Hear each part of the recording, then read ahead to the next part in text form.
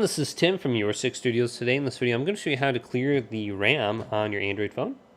So there's a couple different ways we can do this. If we just go to the top right and go to settings, we can scroll on down and just look for device care. So here's device care, and it's going to show you the memory right here. So we can go to memory, tap on this, and this will show us our available RAM. So I have 1 GB available. I can just hit clean now, and it's going to close some of these background apps. And I should have more RAM space available.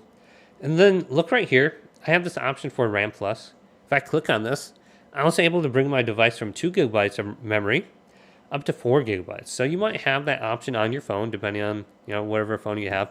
Now I see this option more on these low-end phones, like the Samsung A16. I think I had another one on like a Xiaomi phone I had. But 2 to 4 GB can be a significant difference in terms of just how smooth your phone is.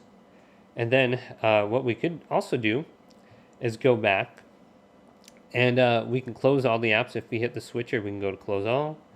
Also, we can go up to settings, scroll on down to about phone right here. And then you might see build number in here. Click that 5 times. On my Samsung phone, it's located under software information.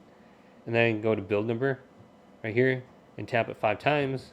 Unlock developer mode and go back to the main menu here. Now you might see developer options under system on your phone. Mine is under right here. I can just tap it and look for running services. And here you can close down background apps that are a little bit more stubborn. And you can see some system apps on here as well.